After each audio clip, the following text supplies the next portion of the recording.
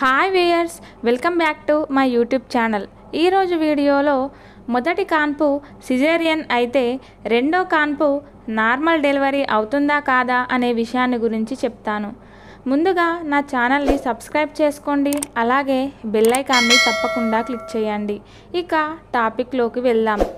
ఒకప్పుడు డెలివరీ అంటే కష్టం అయినా సరే సుఖప్రసవం జరిగేది. ప్రతి ఒక్కరికి కూడా నార్మల్ డెలివరీ అయ్యేది. కానీ ఇప్పుడు ఆ పరిస్థితి లేదు. చాలామందికి సిజేరియన్ అవుతుంది. అయితే దీనికి కారణం ఏంటి? ఒకప్పుడు సిజేరియన్ అంటే విచిత్రంగా మాట్లాడుకునేవారు, కానీ ఇప్పుడు నార్మల్ డెలివరీ అంటే విచిత్రంగా చూస్తున్నారు.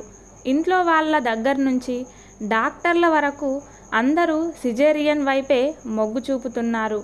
నిజంగా నార్మల్ డెలివరీ కంటే సిజేరియన్ ద్వారా బిడ్డని కనటమే మంచిదా? అసలు ఏది మంచిదని నిపుణులు అంటున్నారో చూద్దాం. సిజేరియన్ అంటే సర్జరీ ద్వారా బిడ్డని బయటకి తీయడం. ఒకప్పుడు తల్లి ప్రాణానికో లేక బిడ్డ ప్రాణానికో ముప్పు ఉన్నప్పుడు మాత్రమే చేసే ఈ సర్జరీ ఇప్పుడు నార్మల్ డెలివరీ కంటే నార్మల్ అయిపోయింది. సిజేరియన్ చేయడం వల్ల యూటరస్ని బలహీనపరుస్తుంది. ఈ కారణంగా మొదటి కాన్పు తరువాత అయ్యే డెలివరీలు కాంప్లికేట్ అవుతాయి. నిజానికి నార్మల్ డెలివరీ కంటే సిజేరియన్ డెలివరీకి 3 రెట్లు ఎక్కువ ఖర్చు పెట్టాలి.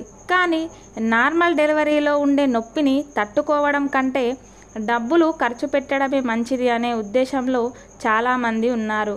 సిజేరియన్ చేయించుకోవడానికి 3 కారణాలున్నాయి.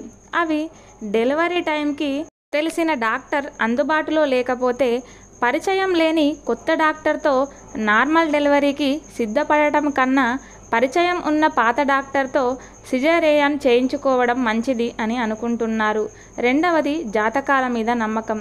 ఒక్కోసారి చాలా ఏళ్ల తర్వాత గర్భం ధరించిన, చాలాసార్లు అబార్షన్స్ అయినా, తల్లికి వయసు ఎక్కువగా ఉన్నా, ఫర్టిలిటీ ట్రీట్మెంట్ కారణంగా గర్భం ధరించిన, ఈ కారణాల వల్ల కూడా నార్మల్ డెలివరీకి సిద్ధపడరు.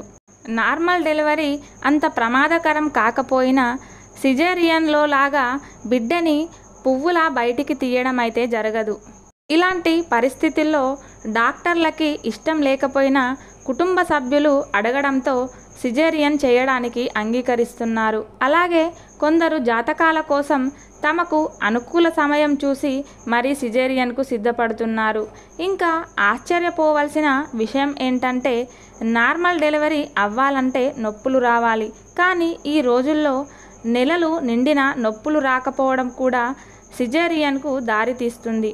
మరి ఇది మంచిదా అంటే నార్మల్ డెలివరీ కంటే మాత్రం మంచిది కాదు. సిద్ధాంతపరంగా ఎన్ని సిజేరియన్లు అయినా చేయొచ్చు, కానీ వాస్తవానికి ఒక్కో సిజేరియన్కు యూటరస్ బలహీనపడుతుంది. కుట్లు మారడానికి పట్టే సమయం పెరుగుతుంది. మొదటిసారి సిజేరియన్ అయ్యి ఆ గాయం సరిగా మానకపోతే రెండవసారి నార్మల్ డెలివరీ టైంలో యూటరస్ రప్చర్ జరిగే ప్రమాదం ఉంది. కాబట్టి మొదటిసారి సిజేరియన్ అయితే రెండోసారి నార్మల్ డెలివరీకి ట్రై చేయడానికి కూడా తొందరగా ఎవరు సాహసించరు. సిజేరియన్ కూడా ఒక సర్జరీనే. మిగిలిన సర్జరీలలో ఉండే రిస్క్ అన్నీ ఇందులో ఉంటాయి. అందుకని సిజేరియన్ ఎప్పుడు ప్లాన్ బిగానే ఉండాలి.